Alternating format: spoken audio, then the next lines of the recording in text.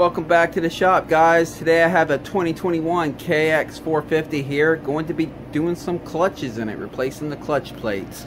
We're going to be installing some OEM clutch plates here. I have them right here on the bench, ready to go. This one could be a little bit of a tricky one because they have that flat spring thing, so you have to measure the clutch pack thickness and everything. But we're gonna discuss all that as we go along. First, I'll say if you're doing this job at home, you're going to want to open up a part schematic or whatever. I'm using Partzilla right here for this one. If you don't know how to go to sites where you can order your parts from, like OEM parts and stuff, I do have a video on how to access them, and there'll be a link in the description for that. But you're definitely going to need this because they put these clutches in a certain arrangement, and we have to put them back in exactly in that arrangement. And because of that, that is why I'm leaving all these clutch plates in the bag for right now. That way we have access to the part numbers and we know which one these are. Yes, you can figure them out sometimes by looking at them. Sometimes, you know, like you can see these look a little bit different than that. And sometimes by measuring them. But just to be safe, I know it's tempting to, when you get new plates, to rip them out of the bag and put them in oil right away and soak them in oil. But you might get them all mixed up. So I'm going to leave them in the bag. And as I pull them out of the bag, when it's time to measure the stack, I'll probably go ahead and mark them. But for now, first thing I gotta do is get these clutches out. Get the old dirty ones out. Alright, first thing I've done here is I stuck a flathead in here and just gently separated the brake pads like that on the rear. That's gonna allow me to lower that brake lever down by hand and pull that cover off. And another thing I've already done is I've already drained the motor oil, so we don't have to worry about that. Since I spread the brake pads, it allowed me to use a bungee cord right here and pull the brake lever all the way down. The bungee cord's just going to hold it down for me so I have access to remove this cover.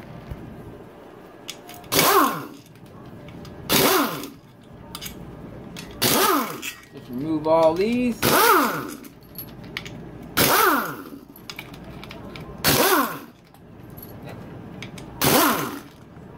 Alright.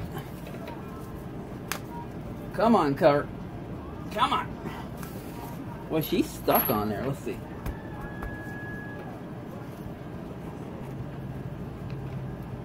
There we go. She's just stuck on there a little bit.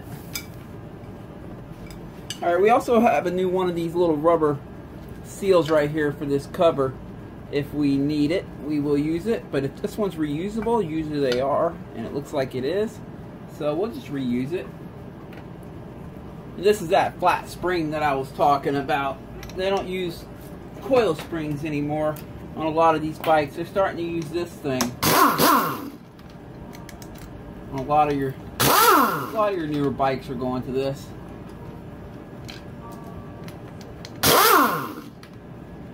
Like I say in all my videos, you'll see me using an impact during disassembly, but during reassembly I'm real cautious of where I use the impact because you can strip stuff out real easy. But during teardown, be sure to speed things up.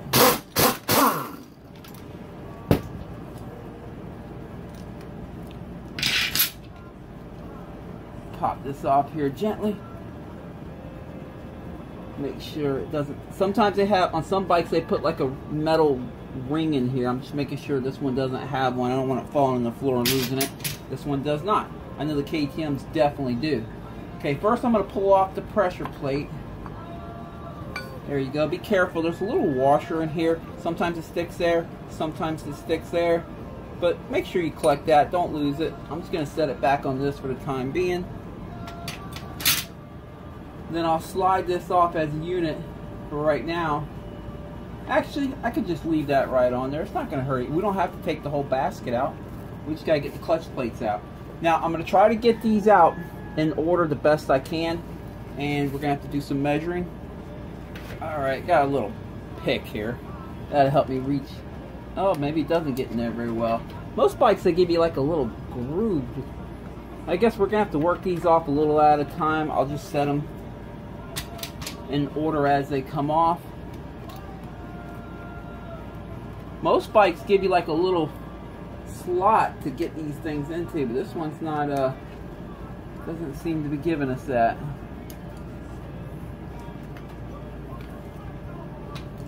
They're definitely a little dark, so they're probably gripping fine. I do remember him saying that it was starting to feel like when he put it in gear, there's a little bit of drag, and he asked me what I thought about that. And I told him usually that's just when your clutches are aging. Doesn't mean they're not grabbing fully, and it doesn't mean they're slipping. It just means they're starting to drag a little bit. But let's see if we can get it out of here. Holy cow, there's still another one in there. We'll get it.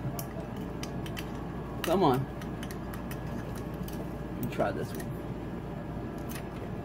There we go.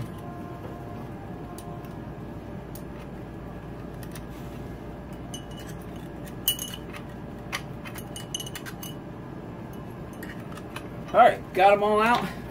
Let's go to the bench. Okay, I'm going to do my best not to make this confusing. Right here in the manual actually shows the plates stacked kind of like this.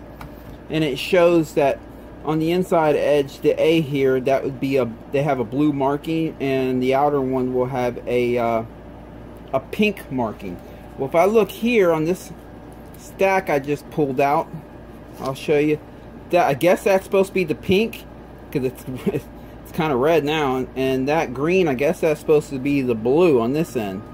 It's kind of changed color a little bit. I don't know if you can see it there. It's green there and red there, but I guess that used to be pink and blue. And the green one would be all the other plates in the middle. So we have the blue one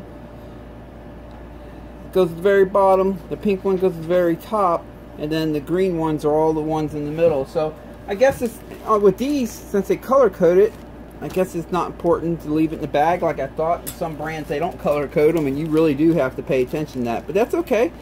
They color coded. There's a blue one right there. They color coded it for us, so that's really good. That's going to help us out when it's time to put it together in case we get them mixed up. But there are different steel plates too, so because we have to get the thickness right, the standard steel plates end with these part number, or is this part number right here, and there'll be about 7 of these, I believe. Yeah, total there's 7 of these plates, steel plates that you'll be using. However, I ordered also one of their thinner ones and one of their thicker ones, because we're gonna have to measure the thickness. Right here you'll see in the manual how they have different thicknesses. We have to measure the thickness to get it just right. Now, a cheating way of doing this is just measuring all the steel plates and finding out if they've changed the thickness of any of them, and just stacking it up like that. But let's go ahead and run through this. When you go to order your plates, the fiber plates, it's pretty easy to figure out. You need 6. They usually, on most of your websites where you order your parts, they'll already have plugged in how many you need for that bike. So you'll see it needs 6 of these, 1 of them, and 1 of them. And that takes care of all your fibers, all 8 of your fibers. The steels is where it gets more tricky. It says you need 7 of these, but in reality this bike only used 6 of these, and it used that one 2.0 right there. So here's what I suggest. Buy 7 of these just to be safe, if you don't know what your bike has in there or what you're going to need, and then buy 1 of the 2.0s and buy 1 of the 1.4s. And that'll guarantee that you have everything you need no matter what you run into in your bike, if you want to just open it up and do this in one job.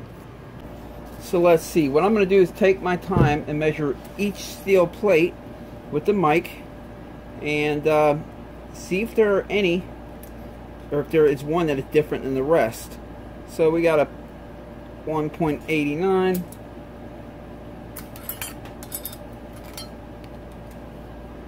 .49 right there. So that one's definitely different. 1.49, or should I say the first one was different at 1.89, because now they're all measuring basically 1.5, 1.49, 1.5. Yep.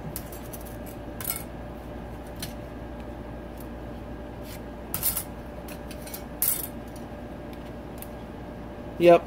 So that's it. Just that one that was thicker. Let's start back over here. It's going to be the first one in line here.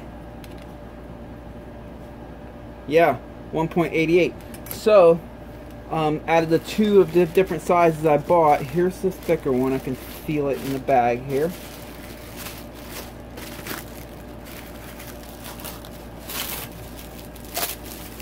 Measure it. Oh no, that's a thinner one. Uh-oh. Let me pull this one out. Got it right here. So yeah, 189. So there it is. That's the thicker one that we're gonna have to add to all the other ones right here. So we got that. Okay. One steel plate that's a little bit thicker, that is right next to the pink. It looks red, I know, but it's supposed to be pink. The pink plate right there is, let's see, that's C. That's going to be the one furthest out. It's going to be the last steel plate that I add as I'm putting all the plates in. So we'll take care of that when we get to the bike in a second.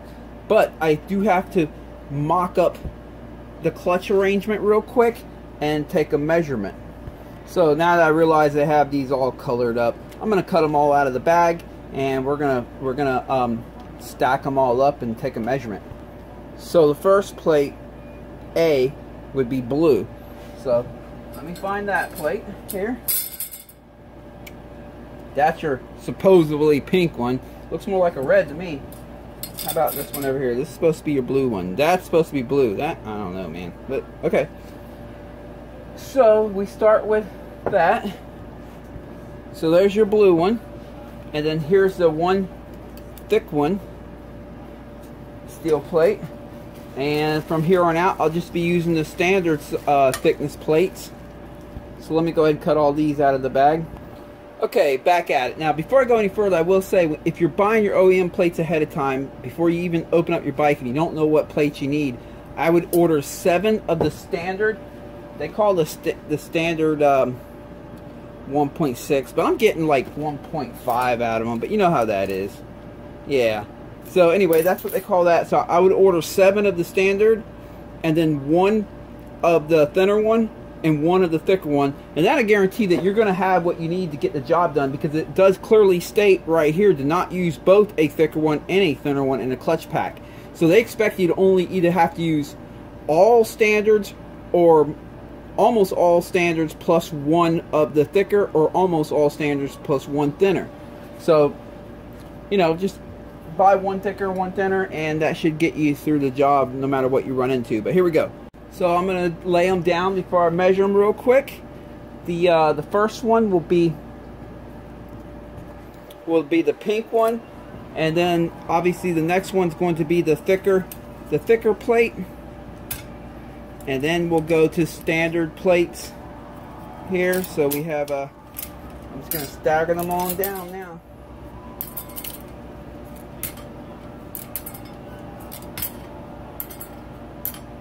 And when I get to the end, then I have the, what color is that? Supposed to be a blue. That's what they call it, at least. Alright, let me go ahead and get a C-clamp and we'll measure these up. Oh, look at that. They do have some of them painted green pretty well. Check that out. Okay, the manual says the service limit no thinner than 34 millimeters, but the standard is 35.2 to 35.8. So that's how thick you want your clutch pack if you have the proper arrangement of steel plates, which for this one, all we had to do is add just the 1 thicker steel plate on this end. Let's measure it.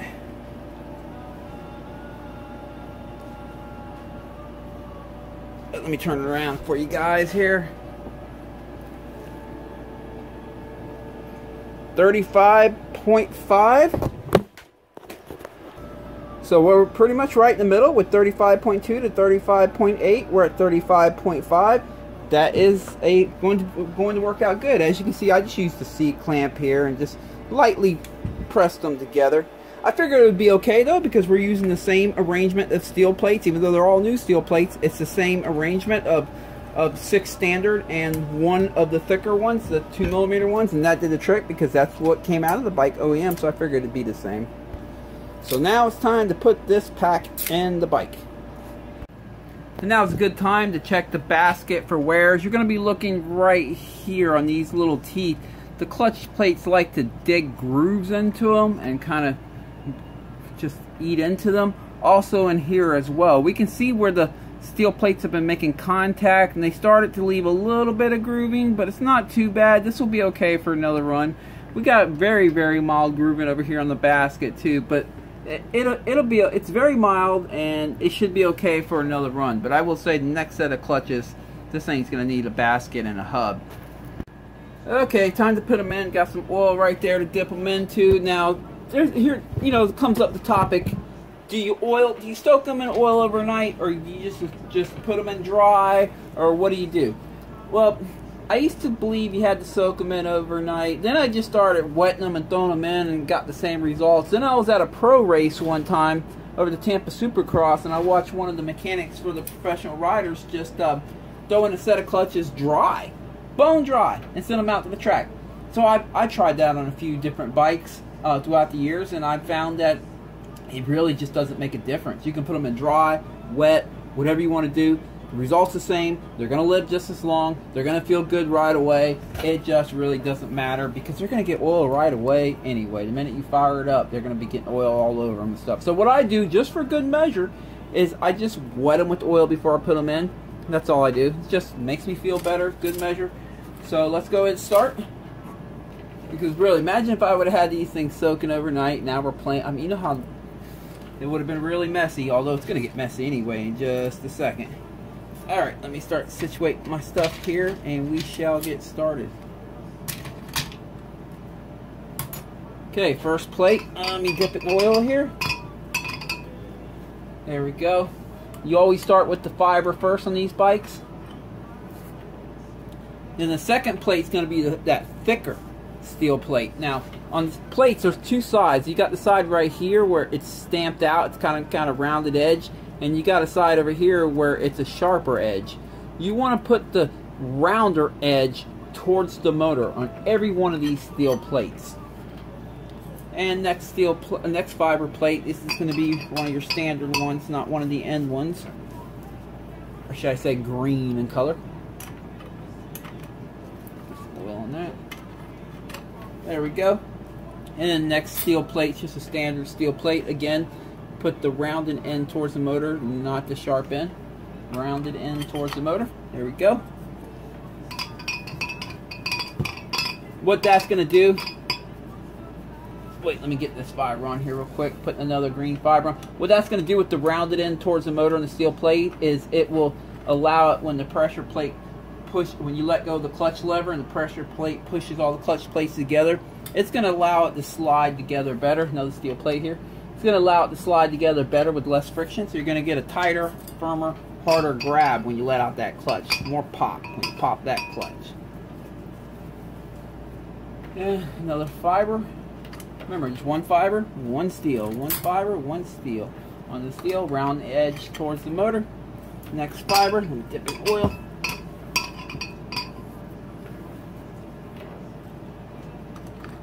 There we go. Next steel, round edge towards the motor. There we go. And then steel, round edge towards the motor.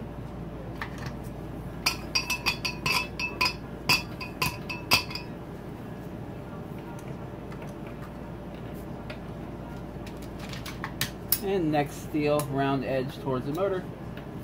And then the last fiber, which is the supposed to be pink, but looks like red to me. Alright. Okay, we got that in place.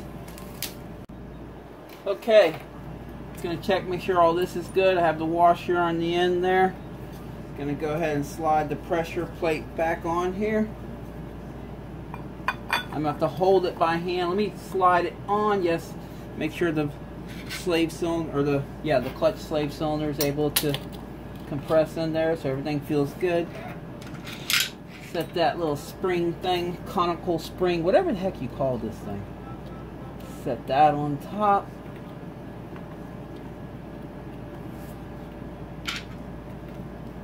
It says outside right there, so make sure you have that correct. I'm just going to put 2 of these in for the time being, just to hold it in place for me.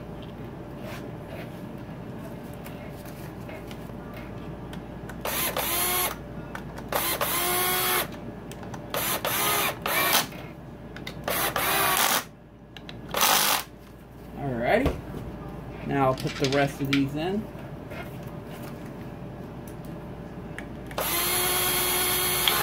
And then we'll tighten it by hand when it's all said and done.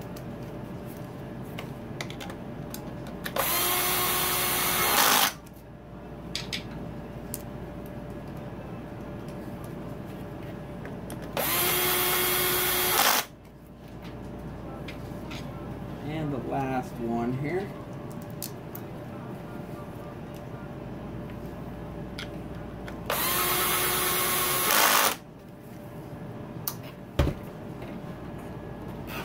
Alright, now I'm just going to tighten them by hand. All I'm going to do is hold the clutch by hand so it doesn't spin. You don't want to strip these out or break a tap. You just want to bottom them out pretty good.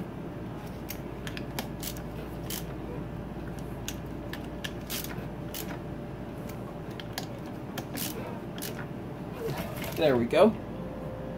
Now before I put the clutch cover back on, I'm going to verify up here that all the clutch plates are cinched down tight, like everything's seated up good.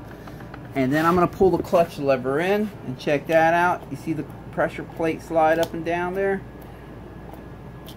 So it appears that everything is good. You can even go a little bit further than this by wiggling the pressure plate. You see how everything stays together, and pulling the clutch lever in. It takes a little bit of force. There it goes. See, I can spin the pressure plate, but then when I let go of the clutch lever, now I can't. So everything's good there. And because that O-ring is still in good shape, we're just going to reuse it to make sure it stays in its groove here. And pop the clutch cover on. We wipe up this surface real quick so it's nice and clean. Guarantee we get a good seal. Alright, here we go. Oh, make sure everything stays put. There we go. Now some of the hardware for this is short, some of it's long. I like to just stick them all in the hole right at the beginning before I tighten any of them down, just to make sure I have them all in the right hole. Nope, that's the wrong one. There we go. And time to cinch them down.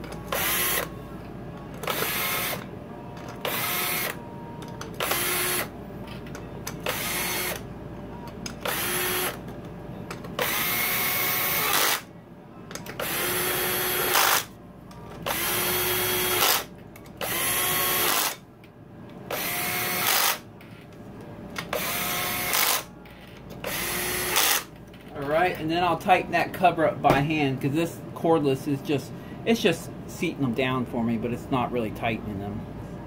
Let's do it. You don't want to strip these out. You just bottom them out gently and snug them up pretty good, and that's it.